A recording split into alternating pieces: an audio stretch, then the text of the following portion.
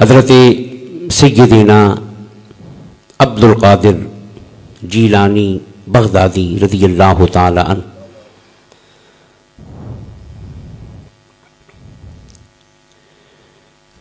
آپ کا ذکر خیر ہو رہا ہے۔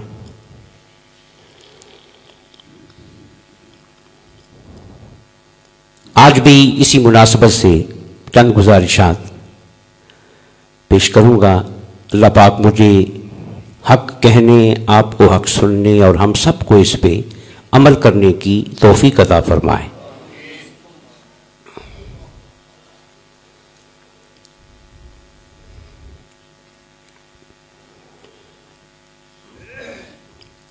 حضور سیدنا غوث اعظم رضی اللہ تعالی عنہ کے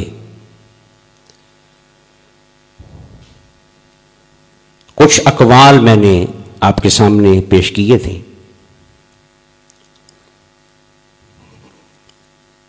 اور آج بھی ایک قول پہ تھوڑی سی گفتگو ہوگی۔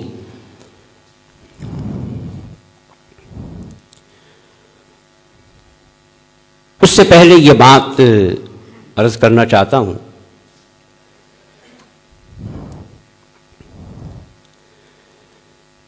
کہ حضور سیدنا غوث اعظم رضی اللہ تعالی عنہ اور دیگر اولیاء کرام، صوفیاء کرام، درویش ہستیاں، اسلام کے مجددین، مبلغین،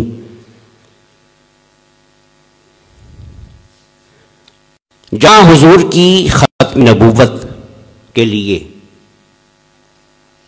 بہت ساری آیات ہیں، احادیث ہیں کہ جن سے ثابت ہوتا ہے کہ حضور کے بعد نبوت مکمل ہو گئی، اور اب قیامت تک کوئی نبی، تو جہاں اس پر بہت ساری آیات ہیں، بہت سارے احادیث ہیں، وہاں یہ جو ہستیاں ہیں اولیاء کرام کی، ان کا وجود بھی ختم نبوت کی سب سے بڑی دلیل ہے۔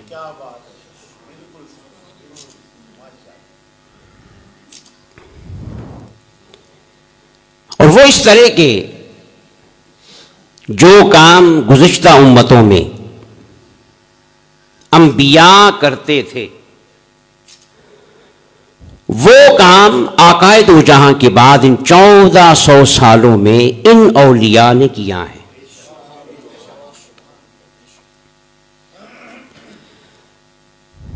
آقائے دو جہاں خود ارشاد فرما گئے کہ لا نبی بعدی، میرے بعد کوئی نبی، اور ساتھ ہی فرمایا کہ علماء و امتی کا انبیاء بنی اسرائیل، میری امت کے علماء بنی اسرائیل کے نبیوں جیسے ہیں۔ حضور نے اپنی امت کے علماء کو بنی اسرائیل کے انبیاء سے تشبیہ دی۔ اس کا معنی کیا ہے کہ وحی نہیں آئے گی، وہ جو آنی تھی مجھ پہ آ گئی، لیکن صلاحیتوں میں، خدمات میں، تاثیر میں، فیوز و برکات میں، اور لوگوں کے حالات کو بدلنے میں، اور گمراہی کو مٹانے میں، اور ہدایت کی ترویج میں جو کردار بنی اسرائیل کے انبیاء کا تھا، اب وہی کردار میری امت کے علماء کا ہوگا۔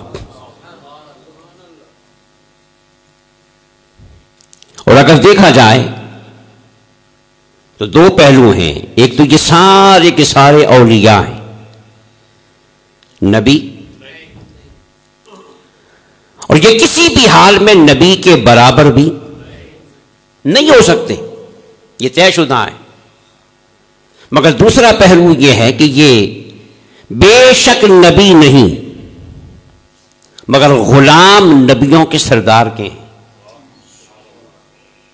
امتی نبیوں کے، تو ان سے جو فیض جاری ہو رہا ہے وہ بے شک نبیوں والا نہیں، مگر دنیا دیکھ رہی ہے، مشاہدہ کر رہی ہے، حالات و واقعات اس بات پہ دال ہیں کہ ان سے جاری ہونے والا فیض نبیوں کے فیض سے کم بھی نہیں، بلکہ اگر ناپ کے دیکھا جائے نا تو ان سے آگے بڑھ رہے ہیں، حالانکہ امتی ہیں، نبی کے برابر مگر غلام نبیوں کے سردار کے ہیں۔ بظاہر دیکھنے میں ذات امتی کی ہے، مگر اس سے جاری ہونے والا فیض فیض محمد مصطفیٰ ہے۔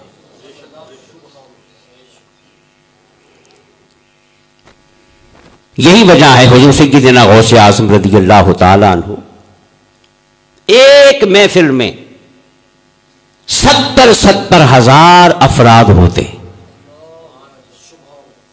انبیاء کی تاریخ کو پڑھیں، کسی نبی کے محفل میں اتنے تھے؟ بولیے، ایک محفل میں 70,000 افراد، ان میں سے بے شمار کلمہ پڑھ کے مسلمان بھی ہو رہے ہیں اور توبہ کر کے ہدایت یافتگان میں بھی شامل ہو رہے ہیں۔ اور سب سے بڑا کمال یہ ہے کہ 70,000 کا اجتماع ہے اور کوئی سپیکر، کوئی ساؤنڈ سسٹم نہیں، اور یہ کتابوں میں لکھا ہوا ہے، تاریخ اس بات پہ گواہ ہے کہ جس طرح غوث اعظم رضی اللہ تعالی عنہ کی آواز سامنے بیٹھا ہوا شخص جس طرح وہ پورے اظہار کے ساتھ سن رہا تھا، محفل میں بیٹھا ہوا آخری شخص بھی اسی طرح سن رہا تھا۔ تو بولیے یہ فیض نبوت ہے کہ نہیں؟ اسی طرح بر صغیر میں حضرت خواجہ غریب نواز رحمۃ اللہ تعالی علیہ، اب یہ کسی مرید نے نہیں لکھا، مرید کی بات اور ہوتی ہے اور مخالف کی بات، تو مرید تو بیان کرنے میں کچھ عقیدت کا شکار ہو جائے گا نا، 10 کو 50 کہہ دے گا، 50 کو 100 کہہ دے گا، مگر مخالف تو گھٹاتا ہے، بڑھاتا۔ انگریز محقق نے لکھا کہ خواجہ غریب نواز نے اکیلے شخص نے 99 لاکھ کو کلمہ پڑھایا۔ اب کسی نبی نے پڑھایا؟ بولیے۔ تو پھر یہ ساری ہستیاں ختم نبوت کی دلیل ہیں کہ نہیں؟ کہ جس کے امتی اس کمال کے ہیں اور جس کے غلام اس کمال کے ہیں کہ دلوں کی دنیا کو بدل رہے ہیں، ذہنوں کو بدل رہے ہیں، دھرتی کا رنگ بدل رہے ہیں، ہدایت کا نور پھیلاتے چلے جا رہے ہیں، ساری گمراہیوں کا خاتمہ کرتے چلے جا رہے ہیں۔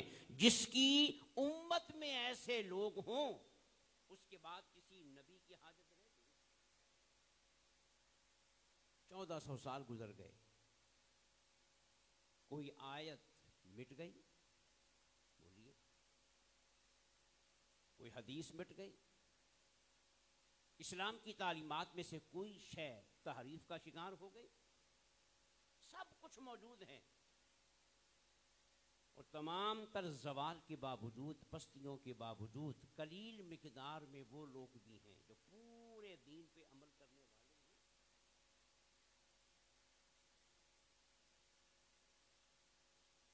بلکہ پہلے بھی میں نے ایک بار کہا کہ مرتا وہ شخص ہے کہ جس کی حویلی اجڑ جائے، جس کی وہ مر گیا۔ اب میرے آقا کی 2 حویلیاں ہیں، ایک مکے والی، ایک مدینے والی، ایک مسجد حرام اور ایک مسجد، اور دونوں حویلیاں اجڑ رہی ہیں یا رونق پہلے سے بڑھ رہی ہے؟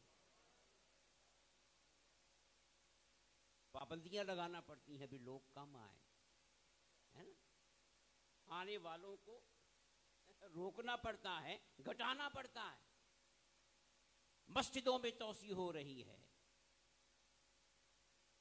گنجائش کو بڑھایا جا رہا ہے، زیادہ افراد کے آنے کا انتظام ہو رہا ہے، پھر حویلیاں آباد ہیں نا، پھر جس کی حویلیاں آباد ہیں وہ بھی زندہ ہے، اس کا دین بھی، اس کا فیض بھی۔ اور ایک بات یاد رکھیں، انبیاء پر اللہ کی رحمت کا پہرا ہوتا ہے۔ کس پر؟ انبیاء پہ کس کا پہرا ہوتا ہے؟ اللہ کی رحمت نبی کو آگے پیچھے ہونے، تاکہ وہ معصوم رہے اور ہر قسم کے گناہ سے۔ اب نبوت ختم ہو گئی، اب یاد رکھیں قیامت تک جتنے اس قسم کے اولیاء آئیں گے نا، ان پہ نگاہ نبوت کا پہرا ہوگا۔ وہاں پہ نگاہ الہی کا پہرا تھا، اب جو آئیں گے ان پہ نگاہ، بولیے، وہ پیر مہر علی شاہ جب مکے سے مدینے چلے، سفر تھا، ڈاکوؤں کے حملے کا خوف تھا، تو جلدی میں نماز پڑھی، عشاء کی غیر مؤکدہ سنتیں چھوڑ دی۔ مشہور واقعہ ہے نا، غیر مؤکدہ سنتیں، اور فرض پڑھ کے سو گئے تو مدینے والا خواب میں آ گیا۔ مدینے والا، یہ نگاہ نبوت کا پہرا ہے، اور کہا کہ میرے علی میری سنتیں تو نہیں پڑھے گا تو کون پڑھے گا؟ اس طرح اولیاء کو، صلحاء کو، درویشوں کو کوتاہیوں سے بچایا۔ اپنے دور میں وہ نمونہ ہیں، اپنے دور میں وہ نبی کے نمائندے ہیں، اپنے دور میں انہوں نے نبی کے فیض کو عام کرنا ہے، تو وہاں پہ نگاہ الوہیت کا پہرا تھا اور یہاں پہ نگاہ۔ علامہ اقبال کو لے لیں، قائد اعظم کو لے لیں، امام احمد رضا، ایک ہستی ہے اور گمراہیوں کے جتنے طوفان اٹھے، عشق مصطفیٰ کو نکالنا چاہا، محبت مصطفیٰ کو کم کرنا چاہا، شرک کے نام پر پورے دین کی بنیاد کو ہلانا چاہا، کوئی اور مقابلے میں نہیں آیا۔ اس ہستی کو 14 سال کی عمر میں تمام علوم کی مہارت کہاں سے ملی؟ دربار مصطفیٰ سے ملی۔ یہ سارا فیض مصطفیٰ ہے۔ اکیلا شخص ہے اور بڑی بڑی گمراہی کی تحریکوں کے سامنے بند باندھ کے کھڑا ہو گیا، عشق مصطفیٰ پہ پہرا دیا، درود و سلام پہ پہرا دیا، محبت مصطفیٰ پہ پہرا دیا، ادب و احترام مصطفیٰ پہ پہرا دیا، عاشقوں کی میراث کو بچایا، عشق مصطفیٰ کی دولت کو بچایا، ناموس مصطفیٰ کا سپاہی بن کے کروڑوں کے ایمان کو بچایا۔ تو یہ صلاحیت کہاں سے آئی؟ دربار مصطفیٰ سے آئی۔ تو جس کی امت میں ایسے علماء ہوں اور ایسے اولیاء ہوں تو پھر انہیں، اس امت کو کسی نبی کی حاجت ہے؟ بولیے۔ وہ انگریز نے کہا تھا نا، کس نے؟ کہ بر صغیر میں ایک قبر ہے، کیا؟ جو زندوں پہ حکومت کرتی ہے۔ اب جو زندوں پہ حکومت کرتا ہے تو کیا وہ خود مردہ ہے؟ حیرت کی بات نہیں کہ غیر مان گئے، غیر، اور اپنے اختلاف میں پڑے ہوئے، کہاں سے ثابت ہے؟ اور ایک بات دیکھیں، نبی اپنے عمل سے، علم سے، کردار سے دنیا کو متاثر کرتا ہے اور دنیا اس کا کلمہ پڑھتی ہے۔ عقائد و جہاں کی امت کے علماء میں بھی یہی تاثیر ہے۔ یہی امام غزالی کے بارے میں ایک انگریز مصنف نے لکھا کہ میں اسلام سے صرف اس لیے متاثر ہوں کہ غزالی جیسا شخص اسلام میں موجود ہے، تو بولیے پھر نبیوں والا کام ہے کہ نہیں ہے؟ اور سیدنا فاروق اعظم کے بارے میں انگریز نے لکھا، مغربی محقق نے لکھا کہ اسلام کو اگر ایک عمر اور مل جاتا، کیا ایک عمر اور مل جاتا، تو پوری دنیا پہ اسلام کا پرچم لہرا رہا ہوتا۔ اب یہ جو متاثر کر رہے ہیں نبی تو نہیں ہیں، مگر نبی کے بولیے مظہر فیض نبوت ہیں، اور وہ ہستیاں ہیں کہ جن کے بارے میں آقا نے فرمایا کہ میری امت کے علماء بنی اسرائیل کے نبیوں جیسے ہوں گے، یہ ان میں سے ہیں۔ تو یہ سیدنا غوث اعظم رضی اللہ تعالی عنہ، داتا علی حجویری، بابا فرید، سلطان باہو، لال شہباز قلندر، پیر سیال، پیر گولڑا، نظام الدین اولیاء، خواجہ احمد سرہندی، غریب نواز، یہ ساری ہستیاں صرف ولی نہیں بلکہ چلتی پھرتی ختم نبوت کی، بولی ختم نبوت کی قائد اعظم کو لے لیں، اللہ کا ولی تھا نہیں تھا؟ میں نے کئی دفعہ بیان کیا۔ تو قائد اعظم کے بارے میں غالباً گاندھی نے کہا تھا، کس نے؟ کہ اگر مسلمانوں کے پاس، اب یہ قائد اعظم کی صلاحیت کا اعتراف ہے، اگر مسلمانوں کے پاس 100 گاندھی ہوتے، 100، اور کانگریس کے پاس صرف ایک محمد علی جناح ہوتا، تو کبھی پاکستان نہ بن سکتا ہے۔ بولے نا، جملے کا معنی سمجھے کہ نہیں؟ کہ 100 گاندھی مل کر بھی ایک محمد علی جناح کے، تو یہ صلاحیت کہاں سے آئی؟ دربار مصطفیٰ سے۔ جب حضور نے دراز کھولا اور فائل نکال کے کہا کہ محمد علی جناح یہ لو پاکستان کی فائل تمہارے حوالے، تو مطلب کیا تھا؟ کہ تمہاری پشت پہ میرا ہاتھ ہے اور تمہارے سینے میں مصطفیٰ کا فیض ہے، اب تم جیتو گے، اور جیت تمہارے مقدر میں ہے، فتح تمہارے مقدر میں ہے، کامیابی تمہارے مقدر میں ہے۔ اور پھر دنیا نے دیکھا، حیران ہو گئی۔ یہ پاکستان کا بننا بھی ایک عجوبہ ہے، دنیا کہتی ہے کیا ہے؟ تو یہ ساری ہستیاں اس بات کی دلیل ہیں، اب کسی نبی کی حاجت بولیں نہیں، بلکہ حضور کی نبوت تو وہ نبوت ہے کہ جس کو دیکھ کر اصلی نبیوں نے کہا، کیا 6 نبیوں کا بیان ہے تاریخ میں، حضور کی نبوت کے کمال کو دیکھ کر کس نے کہا کہ مولا ہمیں نبی نہ بناتا، اس نبی کا امتی بنا دیتا ہے۔ اب یہاں سے سمجھ جائیں کہ جس کی نبوت کو دیکھ کر اصلی نبی پیچھے ہو رہے ہیں، اپنے مسلح چھوڑ رہے ہیں، نبوتیں چھوڑ رہے ہیں، اور تمنا کر رہے ہیں کہ مولا نبی ہونے میں وہ کمال نہیں جو اس نبی کا غلام ہونے میں کمال ہے۔ تو جس کی نبوت کے سامنے اصلی نبوتیں ہاتھ باندھے کھڑی ہیں، وہاں جعلی نبوت کا کیا کام؟ بولیں۔ مگر یہ ایک سازش کہ ان کے دلوں سے یہ فاقہ کش جو موت سے ڈرتا نہیں ذرا، روح محمد اس کے بدن سے، اس روح محمد کو نکالنے کے لیے یہ ساری سازشیں، دھوکہ، فراڈ۔ اگر نبی کسی نے بننا تھا تو بھی یورپ میں بنتا، کیوں بھی؟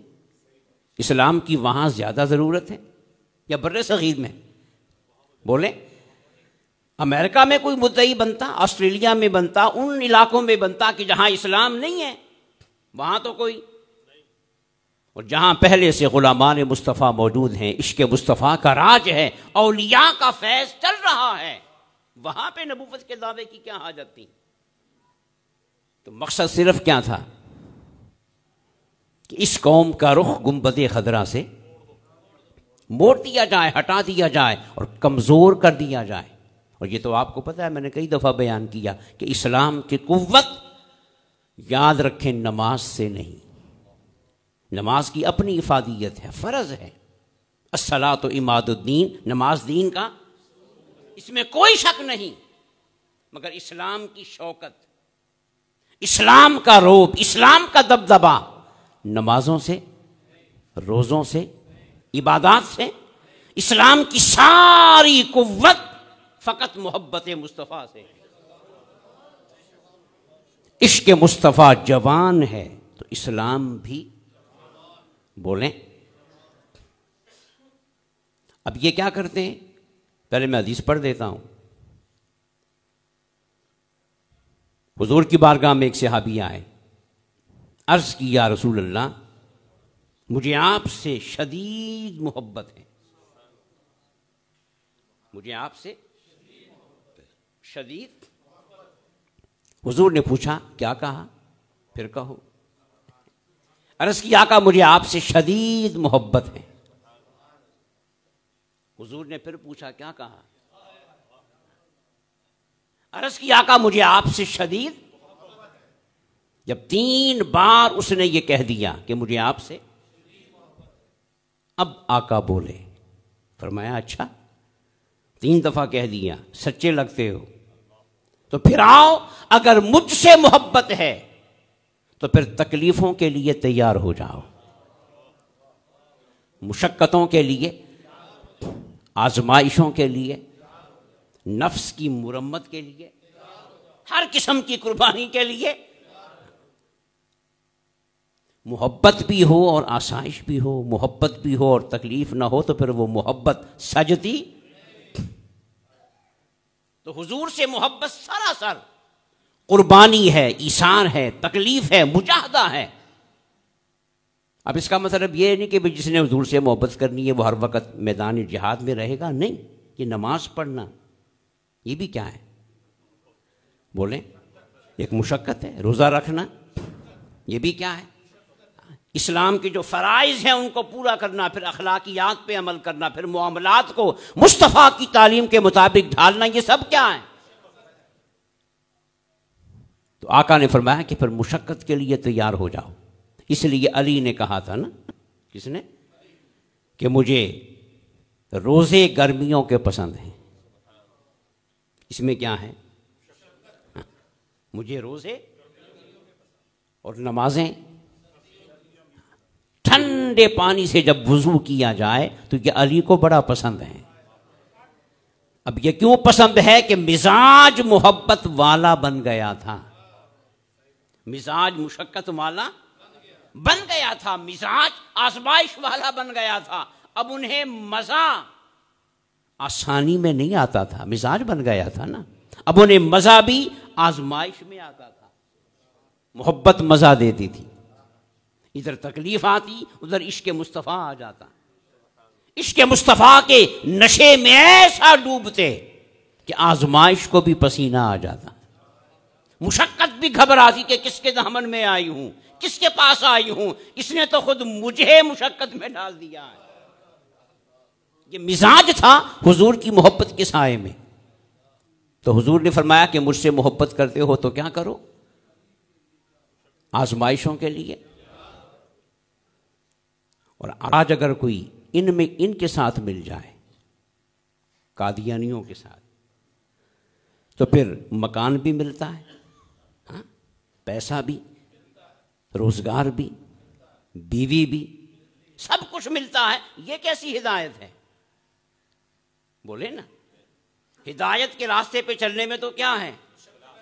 بولے نا، مشقت ہے، جد و جہد ہے، مجاہدہ ہے، آزمائش ہے۔ اور وہ کون سی ہدایت ہے جو اپنے ساتھ پوری دنیا کو لے کے آ رہی ہے؟ تو یہاں سے سمجھ جائیں کہ ان کے پیغام میں سچ، اصلیت، ہدایت کا نور، اس کمی کو پورا کرنے کے لیے پھر یہ پیسے کو لاتے ہیں، دنیاوی مفادات کو لاتے ہیں کہ کسی نہ کسی طرح یہ کمزور ہے، مالی طور پہ کمزور ہے، اس کی کمزوری سے فائدہ اٹھائیں، اس کو اپنے دین میں لائیں، مسلمانوں کو کمزور کریں۔ تو بہرحال بات شروع یہاں سے ہوئی کہ یہ تمام اولیاء اور صوفیاء یہ بھی حضور کی ختم نبوت کی بولیں دلیلیں ہیں۔ ان کے پاس بیٹھو تو خدا معلوم نہیں ہوتا، خدا محسوس ہوتا ہے۔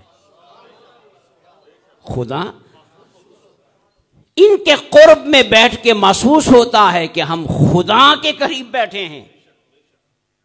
طبیعت پہ روحانیت کا ورود ہوتا ہے، نور مل رہا ہوتا ہے، پاکیزگی، طہارت، للہیت، خلوص، صفائے قلب، صفائے باطن، یہ ساری واردات انسان پہ وارد ہوتی ہیں ان اولیاء کی صحبت میں بیٹھ کر۔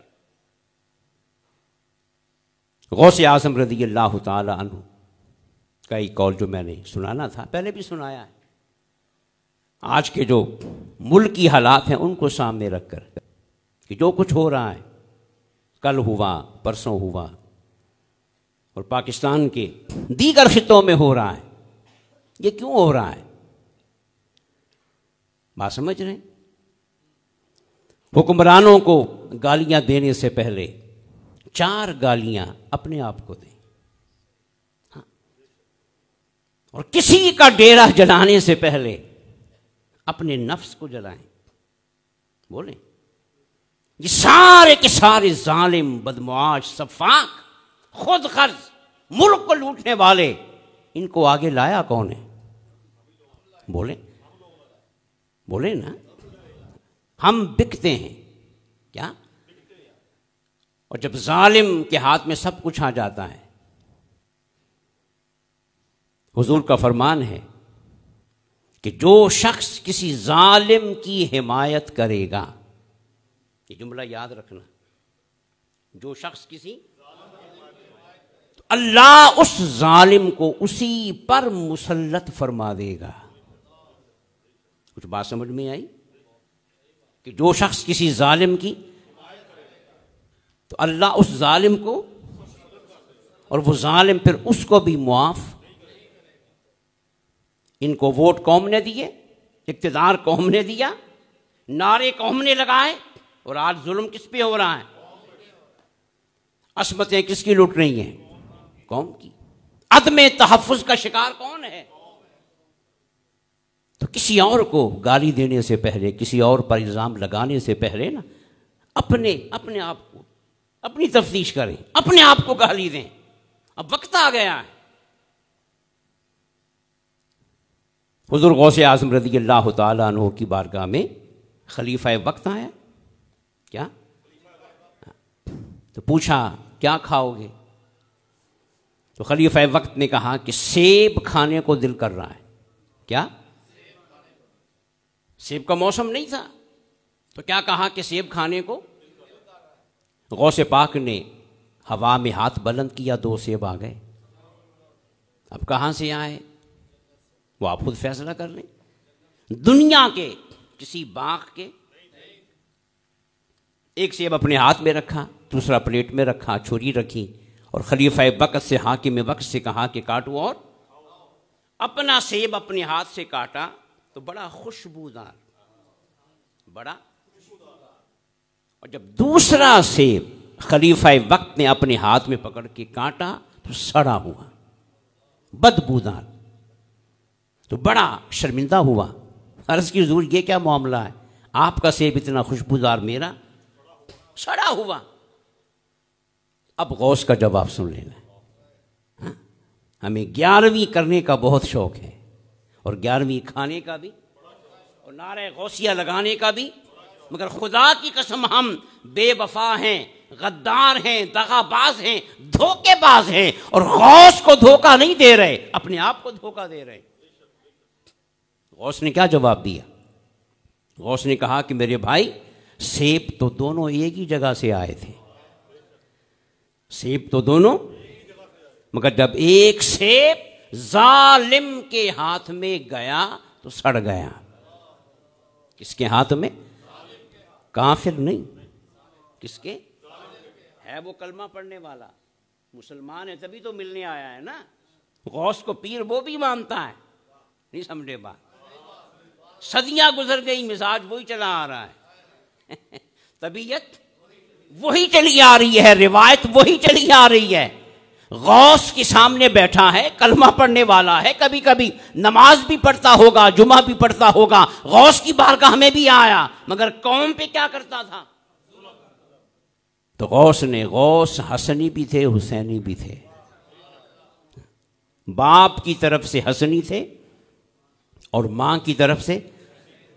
تو غوث نے کیا جملہ کہا، یاد رکھنا، غوث سے بے وفائی کرو گے نا تو کوئی شریف ہو یا بدمعاش ہو تم سے وفا نہیں کرے گا، یہ سارا فیض وہیں سے ملنا ہے۔ تو غوث نے کیا کہا کہ سیب تو دونوں، مگر جب ایک سیب ہاتھ میں گیا تو سڑ گیا۔ تو بولو آج ہم نے پاکستان بھی کن کے ہاتھوں میں دیا ہوا ہے؟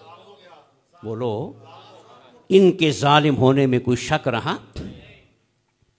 پرسوں ایک بچی کسی کے بھین چڑھی، اس سے پہلے کتنی ہیں؟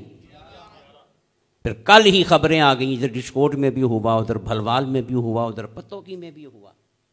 تو میں یہ بارہ لے لیں، اور میں نے کئی دفعہ یہاں کہہ چکا ہوں اسی ممبر پہ بیٹھ کے کہ پچھلے 10-15 سال میں کسی بچی کے ساتھ زیادتی ہوئی، حاکم وقت پیسے جیب میں ڈال کے، ان کا ہتھیار تو پیسہ ہی ہے نا، یہ لیتے بھی پیسہ ہیں اور دیتے بھی، اور ان کے اخلاق میں، ان کی سیاست میں، ان کی نفسیات میں اور کوئی شے نہیں۔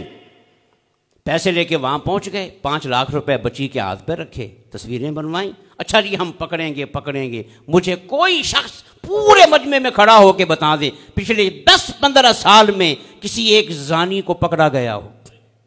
بولو کسی کو سزا دی؟ یاد رکھیں ظالم کبھی کسی کو سزا، آپ کو پتا ہے نا کہ حاکم وقت قصور میں بچی کے باپ کو ملنے کب آیا؟ رات کے، تو دن میں کیوں نہیں آیا؟ بتائیں نا، آپ بتائیں۔ اس لیے کہ پتا تھا کہ لوگوں نے جوتے مارنے، کیوں بھائی؟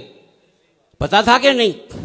اندر سے گندے ہیں، ظالم ہیں، بدمعاش ہیں، لوگوں کو فیس نہیں کر سکتے، پھر کہتے ہیں ہمیں عدالت کا فیصلہ قبول نہیں، ہمیں عوام کا فیصلہ قبول ہے، عوام ہمارے ساتھ ہیں۔ تو پھر آؤ نا عوام کے اندر مرو آ کے، رات کے پچھلے پہر چھپ کے آئے، بھاگتے ہوئے آئے اور بھاگتے ہوئے دفع ہو گئے۔ حاکم ایسا ہوتا ہے جو عوام کو فیس نہ کر سکے؟ ادھر اگر عوام ڈی سی آفس کے باہر جمع ہو گئی تھی تو ڈی سی خود باہر آتا نا، عوام کو اعتماد میں لیتا کہ نہیں آپ بیٹھیں، یہیں بیٹھ جائیں، یہیں پہ دھرنا دے دیں، ہم پکڑتے ہیں مجرم کو۔ مگر وہ باہر کیوں نہیں آیا؟ اسے پتا تھا کہ عوام کو ہم پہ اعتماد۔ اس عوام نے میری بات سننی تو کیا کیا؟ آگے سے بولیں، گولیاں ماری، 2 آدمی شہید کر دیے، 2 زخمی کر دیے، 4 ہوئے۔ تو حضرات محترم، یہ ہے وہ ظالم کہ جن کی وجہ سے پورا ملک تباہ و برباد ہو گیا۔ ظالم کبھی کسی کو سزا، اور اب بھی سزا نہیں ہوگی۔ اسی قصور میں اس سے پہلے ایک بہت بڑا سیکنڈل آیا تھا بچوں کے ساتھ، بدفعلی کا، پوری دنیا میں اس کی شہرت ہوئی، کوئی ایک بھی پکڑا گیا؟ بولیں، این پی اے کے ڈیرے پر حملہ ہوا تو پولیس فوراً، بولیں، اور بچی اغوا ہوئی، اس سے پہلے 12 بچیاں اغوا ہوئی، آج تک پولیس حرکت میں۔ تو کیا یہ انصاف ہے؟ یہ اسلام ہے؟ یہ عوام سے محبت ہے؟ یہ دین کی پاسداری ہے؟ یہ جمہوریت ہے؟ اور یاد رکھنا، ہمارے معاشرے میں ہم سب ڈاکٹر ہے، انجینئر ہے، وکیل ہے، پروفیسر ہے، استاذ ہے، مولوی ہے، پیر ہے، ہم سب کمینے ہو گئے ہیں، سب غدار ہو گئے ہیں، 4 پیسوں پر اپنا ووٹ بیچتے ہیں۔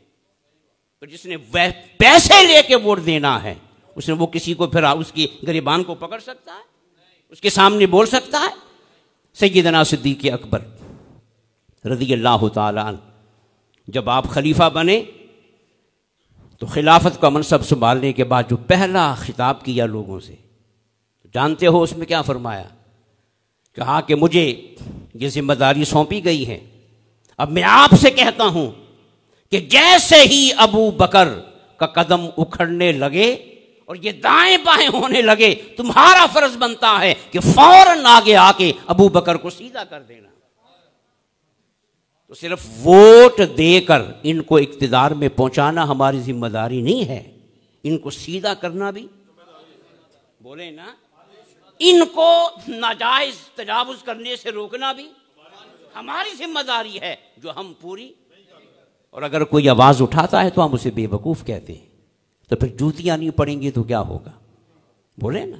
آج کسی کی بچی محفوظ نہیں، کسی کی جان، کسی کا مال محفوظ، یہ کسی اور کا کیا دھرا نہیں۔ کسی کو برا مت کہو، اپنے گریبان میں جھانکو کہ ہم فیصلہ کرتے ہوئے کس کے ساتھ ہوتے ہیں۔ بڑے بڑے داڑھیوں والے، پگڑیوں والے، بڑے بڑے دیندار ان بدمعاشوں کو ووٹ دے رہے ہوتے ہیں اور ظالموں کا ساتھ دے رہے ہوتے ہیں، تو پھر بولو عذاب نہیں آئے گا تو کیا ہوگا؟ یہ تو چند باتیں ہیں جو آپ کے سامنے آئی ہیں۔